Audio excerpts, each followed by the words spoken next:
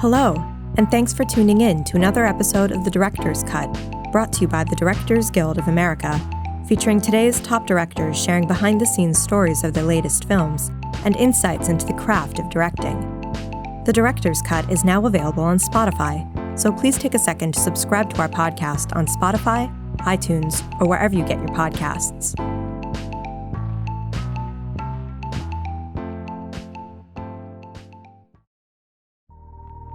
This episode takes us behind the scenes of director Peter Hedges' new drama, Ben is Back.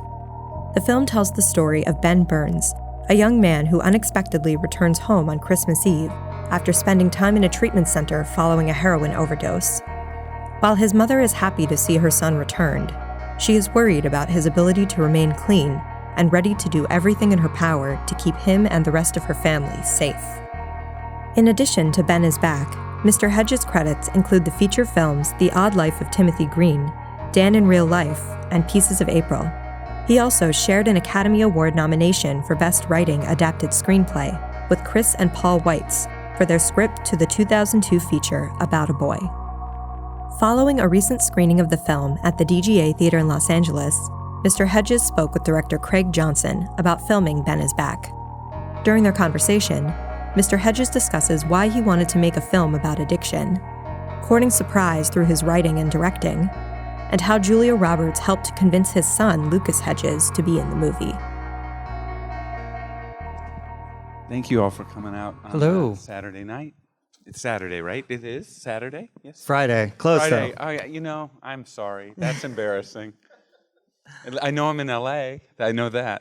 When those politicians say, hi, hello, New Hampshire, and they go, you're in Oregon. And they go, I just have one of those moments. I'm so sorry. I think I want it to be Saturday because I'm going home on Sunday. That's it. But anyway, forgive me. I'm really happy you're here. Well, that's a wonderful introduction that just lightens the mood after your I'm beautiful and harrowing. The comedy, the human comedy. Yeah. Harrowing but heartbreaking movie. So thank you all, for coming. My name is Craig Johnson, and this is Peter Hedges. Hi. Thanks.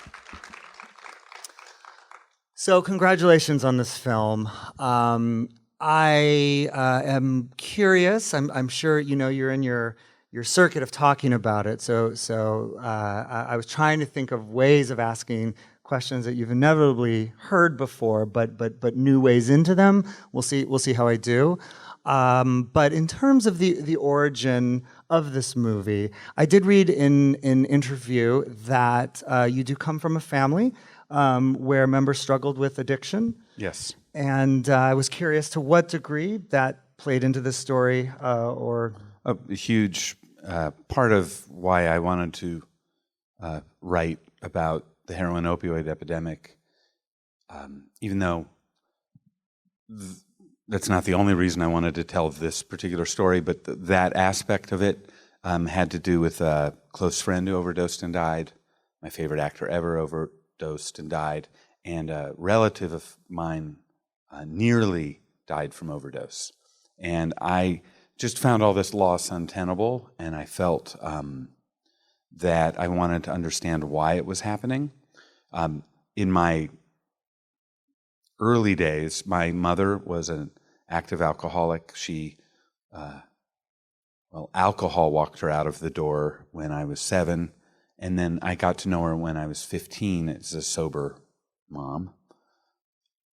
The way I said that, it sounded like I was the sober mom, but I think you know what I mean. She was the sober mom, and I got to know this really remarkable being that was so kind and loving, and I didn't know her consistently that way ever before. And so, anyway, I just have felt since the election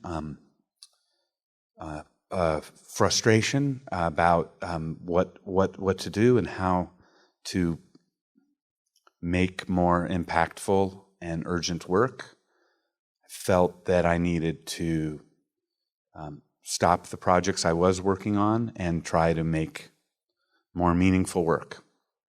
And so this is what I hope is the first of several films I'll make that address parts of this complicated, broken time we live in. Parts of. I don't like how I said that, but what I mean is, we're in a broken, bumpy time, and I want, like I'm sure a lot of you want, to be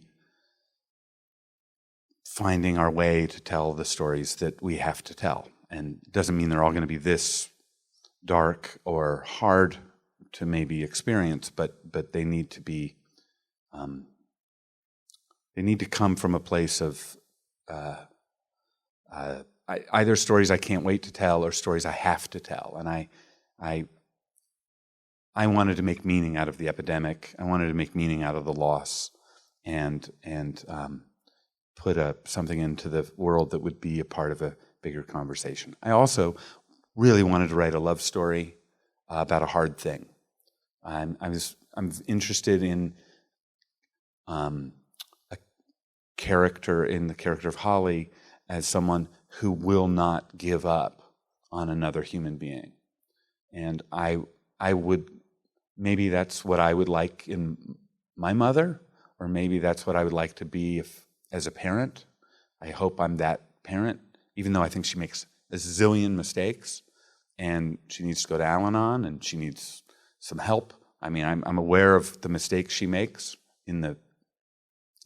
but I also understand that she's in an untenable, and I'm overusing the word, but she's in a situation that is unmanageable, and there's kind of no right way to do it, and every situation's different. I'm rambling a bit, so why don't I stop and let you ask another question? No. Well, I was curious as you were sort of coming up with this story, and given your mother, did you ever consider telling the story of a mother who was struggling with a kid who, I guess that would be something that might have been more autobiographical? And then another way of asking that is why did you choose to make it sort of from the mother's perspective with a son who was struggling? Sure. I was interested in writing about a young person who was struggling because I'm both deeply inspired by so many young people right now. Lucas, Catherine, who were both in the film, the young people from Parkland, those kids that endured that horrible tragedy and then became so activated. I find young people super inspiring, but I also think there's a whole bunch of them that are flailing and lost. And so I always thought it would be about a young person. I never thought about it the reverse. I thought, though, it was going to be a sister and a brother. And that's what I started to write. And I have a sister who would go anywhere and everywhere on my behalf if I were at risk. She would. So that wasn't kind of hard to imagine, but I thought about when I was in college, I was reading Walt Whitman's journals about the Civil War, and when he described the battlefield and he described soldiers dying, he always talked in his writings that the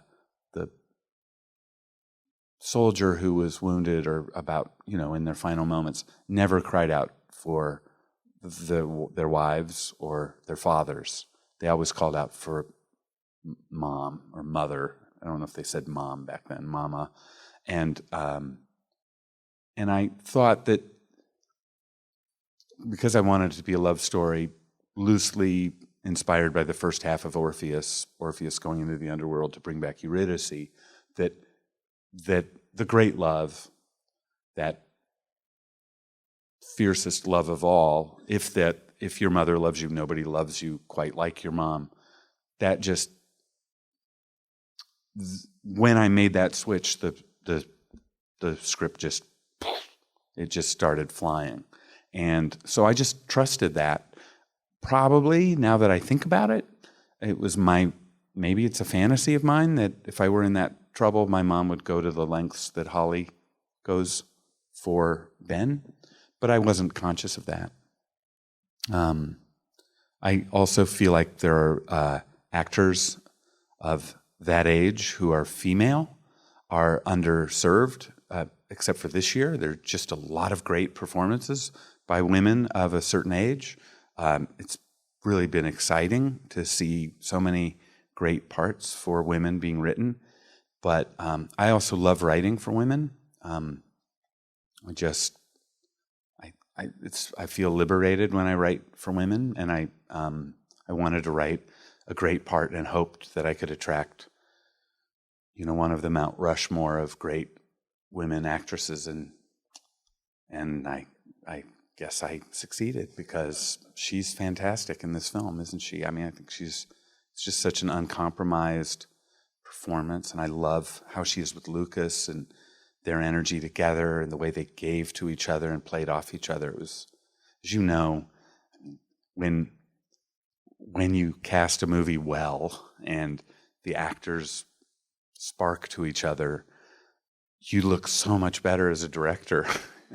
and you kind of just go, wow, I'd love to say because you made can't that happen. You can't invent chemistry. It has to be there on some level. Right. And I mean, look, the history of Hollywood is filled with films. Then you read the stories that actor A couldn't stand actor B, but we watch those love stories and think, oh my God, they're so in love. And they didn't, So we're fooled all the time.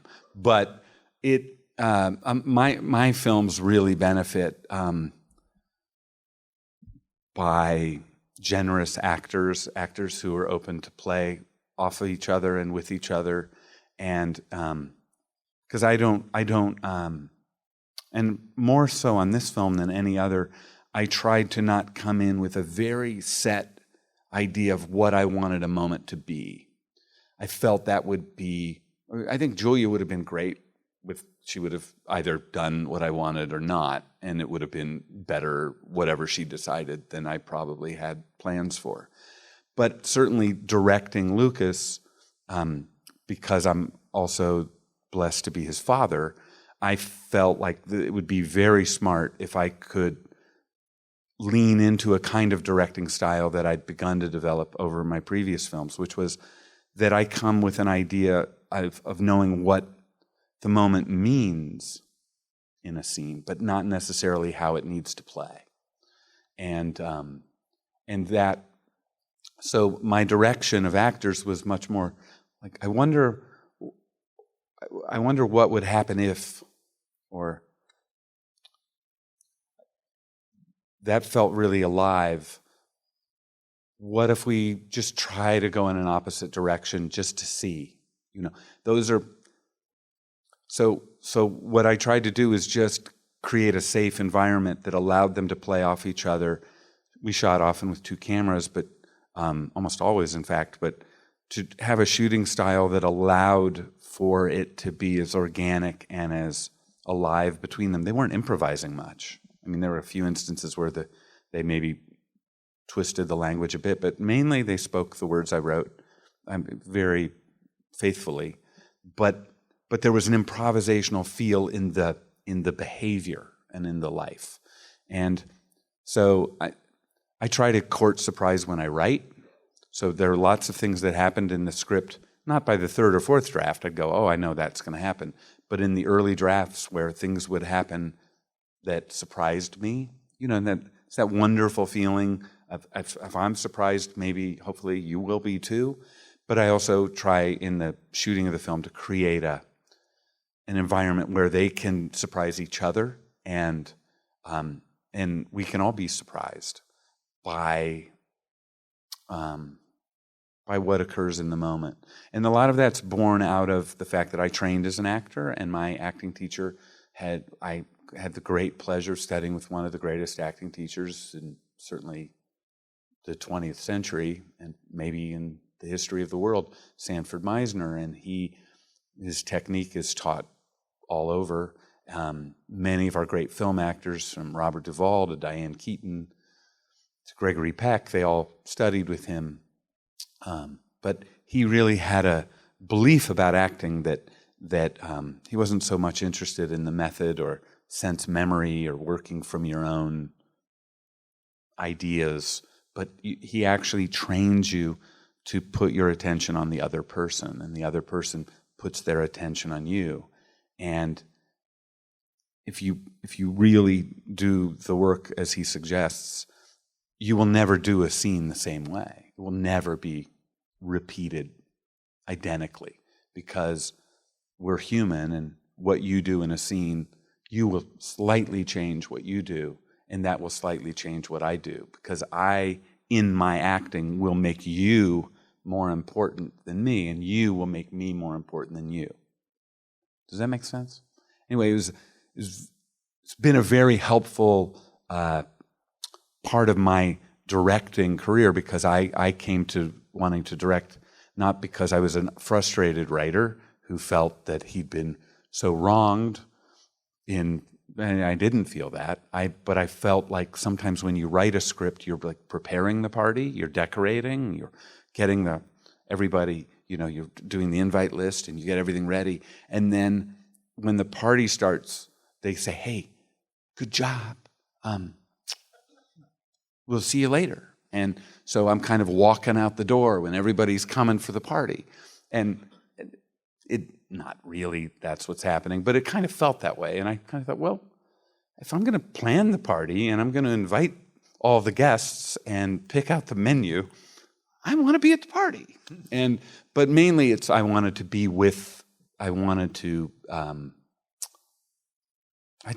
love actors, and they're everything for the kind of film I make. Well, let's talk about one actor in particular. There's this young upcoming actor who I predict big things for this kid named Lucas Hedges. Yes. I think a lot of parents with kids that show interest in performing, look at their kid and say, "Oh, my kid's got something. He could really make it."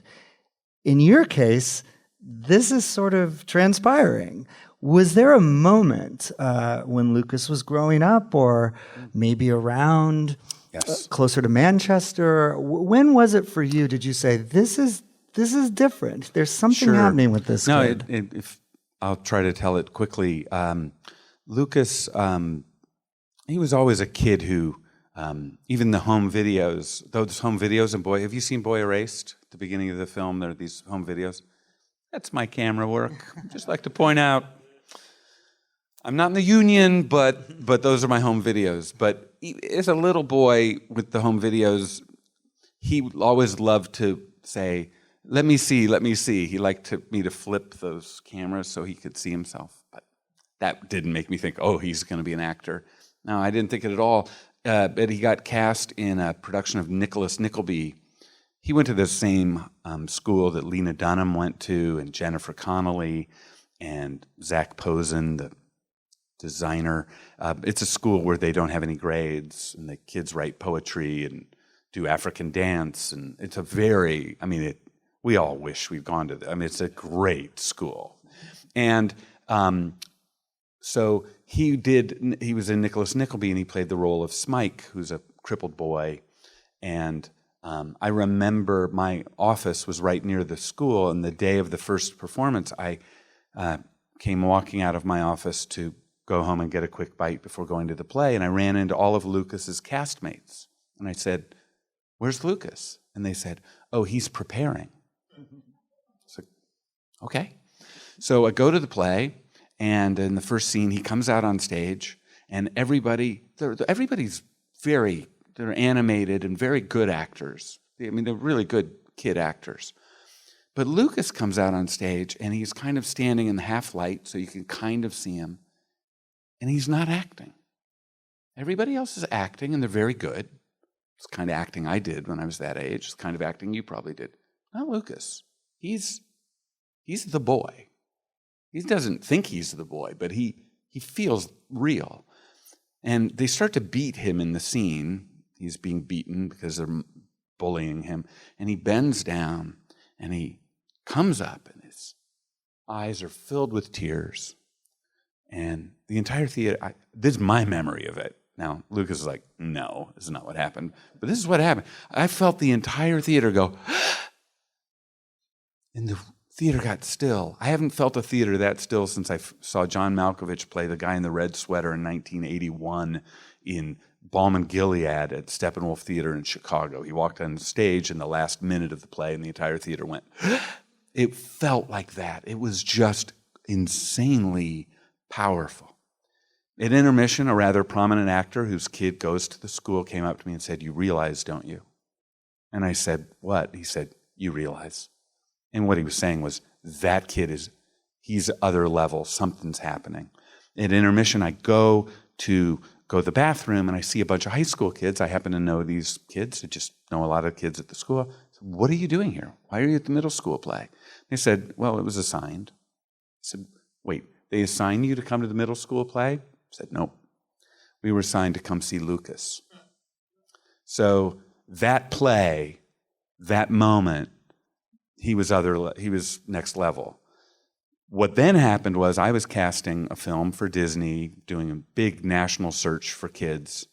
And my wife calls me up and says, "You're going to be very proud of me." And I said, "What?" She said, "Well, this casting director had seen the play, Nicholas Nickleby, and has called and asked Lucas to come in for a movie." And I said, "No." And I said, "Well, why'd you say no?" And she said, "Because some of our friends had said, who are in the business and pretty successful, said, never let your kids be in movies. It's a terrible thing. Wait till they're 18. Don't let them be in movies." And I remember she saying this to me, and I'm looking at my wall in my temporary office on the Disney lot, and I have kids' pictures, pinned up to the bulletin board. I mean, just a wall of pictures. And I said, "Well, then I'm going to hell." And she said, "What do you mean?" I said, "If I thought kids being in movies would ruin their lives, I'm going to hell. I had 10 kids in Dan in real life. I'm looking for 2 kids now. I don't think being in movies will destroy any kid's life as long as the parents aren't trying to, one, live through the kid or live off the kid.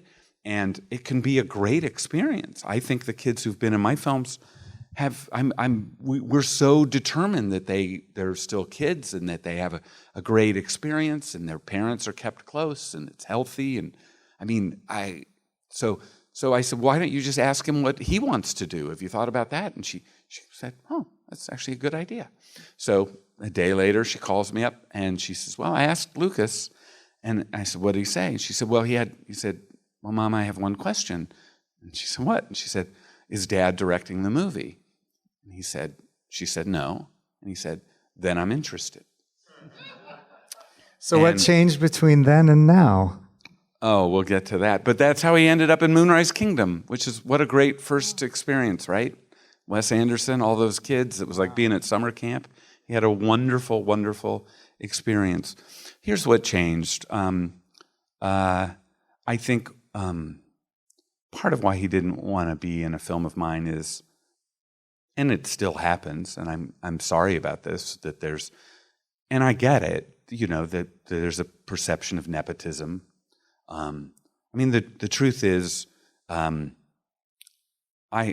wish I had puppet mastered his career. I wish I could say I did all this. If I had that power, I would be Paul Thomas Anderson or David O. Russell or,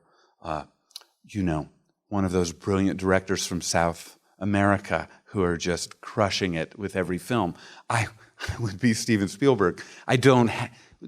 He had a gift in 7th grade, and Wes Anderson saw it, and then Scott Rudin saw it, and then Noah Baumbach saw it, and then Wes Anderson saw it again, and then Terry Gilliam saw it, and then Jason Reitman saw it, and then Lisa Cholodenko saw it. And all of these directors who are in my pantheon of directors I want to be as good as kept casting him.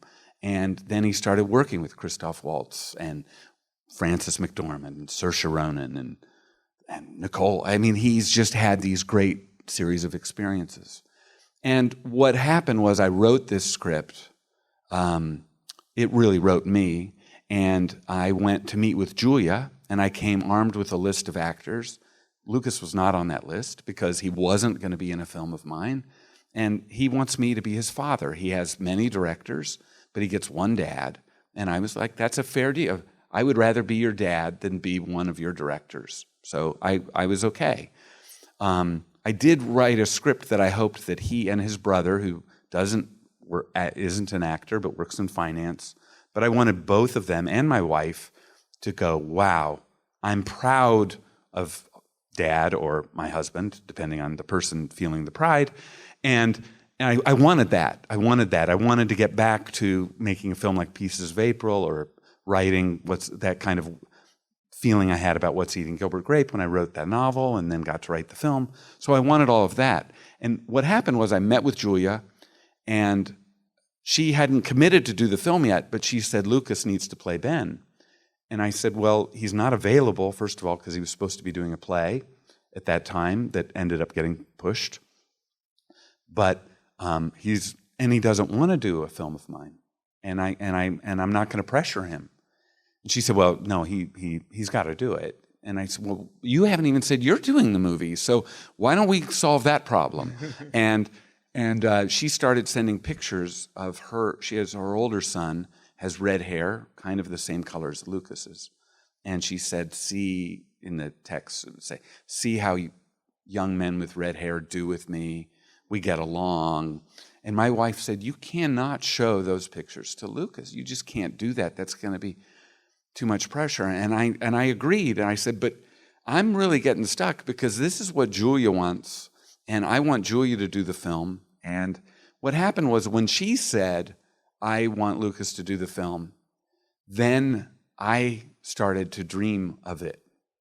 And so we ended up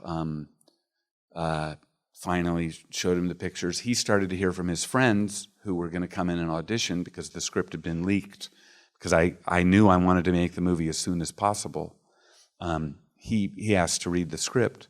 And I really believe him. He read it because he just wanted to be supportive, because he knew this was like a rebirth for me writing the script. And when he read it, he knew of Julia's interest, and I think he felt that because of the damage I'd experienced as a son of an alcoholic, and because I'd almost lost this relative, and I was still reeling from the losses that I've previously mentioned, he felt that this might bring some healing to our family. And so he gave me a tremendous gift by doing the film. It was really a gift. So that's the story. Sorry it took so long. Wow. But one of the things I admire about this movie is that it is such a personal movie. It is such a character piece, and yet there is this kind of thriller element driving it along. When you were coming up with it, were you consciously thinking about embracing sort of more of a thriller genre, or did the story come out more organically? I was so shocked when I sent it to our producer, Nina Jacobson, our first producer, signed on, who I just sent it to to say I'm about to send it off to the usual suspects who make movies like this. And I said, I just want you to read it because you're producing such interesting things and you've been so important in my life, just so you can see what I'm up to. And she read it in 93 minutes and texted back and said, I have to produce this film. And she said, you've written a page turner. And I went, What? Really? I didn't think about that. All I tried to do was capture the peril I felt as a little boy when I didn't know if my mother was going to be driving over the hill with the car swerving. I didn't know if when she served the fried chicken, if it would be raw or actually cooked. And what I imagined I would feel if I were Holly and my son came home and I so wanted him to be okay, but we had this history which is hinted at with not explicitly explored or spelled out, that what I would feel if and how I have felt in my own life in the people who are active or who have been active, how everything that is said and done is reviewed, replayed, kind of has to be considered with the awareness that there are secrets, there are ghosts, there's a pull that is so massive that it could at any moment spin out of control. So by just trying to write to the truth of that, I ended up writing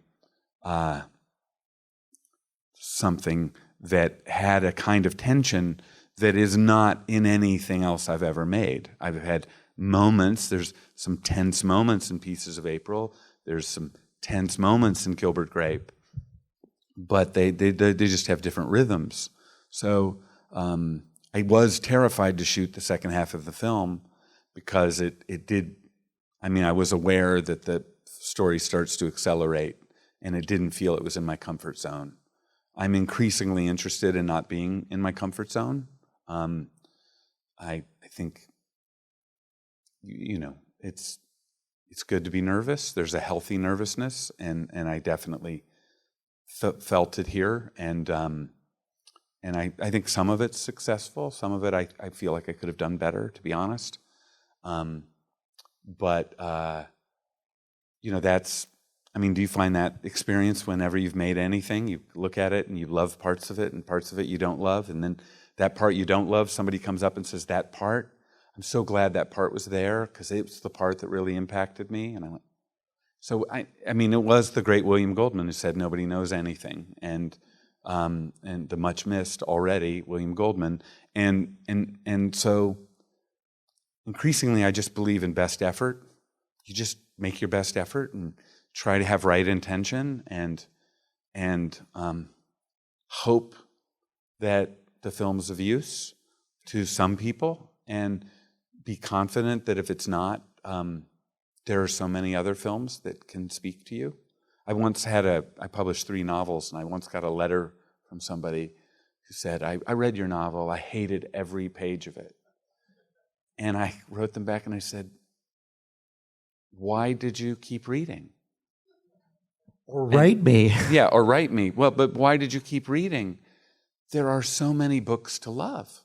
Obviously, I didn't write a book with the hope that it would feel like it wasted your time. That was the best book I could write. I mean, I worked a lot of years on that book. I mean, so many years. So there was no idea to torture you, believe me. But there are so many books. So go find one and love it. And, you know, that's how I feel about film, too. You know, when Lucas, I want to say this, because if you're a parent and you go on a trip Lucas was a squash player, competitive squash, and it's a very tough sport, like only 100 kids play it, but seriously of a certain age, and he was one of those kids, and he was really good. And we'd go to these tournaments, and the one thing we'd do is I'd bring along a bunch of DVDs. I'd bring 10 or 15 DVDs, and we had the 5 or 10 minute rule where we'd put in a movie, and I'd say, we give it 10 minutes or 5 minutes, and then you decide if we keep watching it. And I remember he was about 8 or 9. You're going to go like, really? You did? I put in Manhattan because it's, I think, a masterpiece, and I put it in, and we watched about 10 minutes of Manhattan. I said, you want to keep going? He said, yeah, let's keep going. And so we had these wonderful father-son trips where he was playing squash, but in between matches, we watched movies. And I think that, if there's nepotism, there it is. I showed movies to my kid, and we talked about them. There we go. There it is. Nepotism. I think we have time for one more question. So backstage, you were mentioning that you have maybe 4 or 5 other movies kind of already floating around in your brain, and I'm curious. Most of what you've done is sort of hovering, a drama comedy hybrids. This one in particular, pretty straightforward drama. Are there other genres that you're interested in, or do they all kind of? What are some of these other ideas without being? No, I would say every one of them is set in the present day. I don't have any interest in doing a period film, or one of them has a bit of magic in it. The other 3 are pretty raw and real. I hope some of them will have more humor than this film had. I tried. I didn't try to bring humor to this, but I was happy when it emerged organically. But no, I think I heard once Lucinda Williams, the great Lucinda Williams, on an interview on NPR. She had just put out this album. I think the album is called Blue. I may have the title of the album wrong, but there's a song on this album called Blue. And they asked her, this album seems a little different. And this is actually going to sound contradictory from what I've been saying, but it was, the spirit of her answer was, she said, well, you know, when I was younger, I tried to write songs that were really high in my register and really low. And she said, I'm 47, and I just wanted to write songs that were pleasurable for me to sing. So she kind of narrowed her range vocally. But the songs there's nothing compromised about the songs. They're so raw and real, and they're what I would like my films to feel like. But what I liked about what she was saying was that she'd reached a place of acceptance. So what I would say is I've come to accept that I want to write about family. I may write a funny film about family. I might write a sweet movie about family. But family is the most important thing to me. I grew up, I had a very broken family that endured just unthinkable sadnesses, but we also had incredible moments of grace and love. And so I'm drawn to writing about family, and I'm kind of comfortable at 56 years of age that that's what I want to write about. But, and all of the stories that I have in me have a family component in them, the 4 that I imagine, the one I've almost finished writing, but they deal with other things too. But I feel like when I make a film, I try to make it like we become a family when we make the film. You know how that is. I mean, you spend more time together, all those nights and days and all those hours. And I think that's the beauty of the filmmaking experience, is this business of other people. I love watching credits on films, even films I didn't make, because it's just such a reminder that no film's made alone. And that has nothing to do with your question. I found some way to go. No, to it that, does. and I Movies about apologize. families. Movies about families, and Regardless of their kind shape. of under. Last thing, Sanford Meisner, when I was trying to be an actor, he one day said, I'm going to cast you as a villain. And I was so excited. I said, wow, it's amazing. He said, why is that amazing? And I said, because no one ever cast me as a villain. And he said, what parts did you play in college? And I told him, I played an 81-year-old Russian manservant, and a 55-year-old Swedish manservant, and a 65-year-old Jewish college professor, and a 45-year-old British college professor. And he said, stop. And I said, what? And he said, I wish your teachers were here right now. And I said, why? And he said, because I would kill them. And I said, why would you kill them? And he said, because they killed you. And he said, I'm not going to cast you as a villain. Maybe 10 years or 20 years from now, that would be in your nature. That's not in your nature right now. And the artist's job is to understand his or her nature and move toward it. It's tricky because it doesn't mean that you don't push yourself in new directions. This film, for me, that thriller aspect was a new direction. That's not something I've done before. But that was only in service of the story. So I think it keeps coming back to, for all of us, to try to find those stories that, not that only I can tell. I don't think I'm the only person that can write about this epidemic or write about a family dealing with it. But this particular story, this one was in my nature, but it was also in my ache, my yearnings, my fears. But I knew it when I was writing it because it was writing me.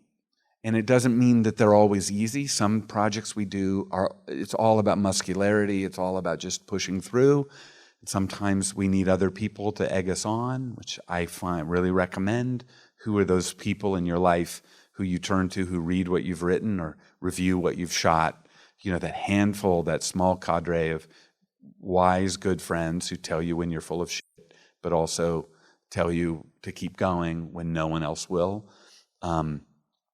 Again, I'm so off topic. That you're all here is a testament either to the fact that you have nothing in your lives, and I'm kidding. I know you have beautiful lives. No, I think what you're saying is making sense and resonating to all I of hope us, so. And I apologize for the digressive nature of things. This is about my 9,000th Q&A. You have hit me with things that others haven't. Thank you so much for coming out tonight. And thank I hope you. have wonderful lives. Thank you for your film. Thank you. Thank you. That's awesome. Thanks for listening to another DGA Q&A. If you'd like to hear more, you can find past episodes of The Director's Cut wherever you listen to podcasts. Stay tuned for more episodes, including our upcoming Meet the Nominees series, which will feature panel discussions with DGA Award-nominated feature film and documentary directors. And be sure to subscribe so you don't miss an episode. Also, if you're enjoying our podcast, please take a moment to rate and review us on iTunes. We'd love to hear your feedback, and you can help fellow cinephiles find the show. Thanks again for listening, and we'll see you next time. This podcast is produced by the Directors Guild of America. Music is by Dan Wally.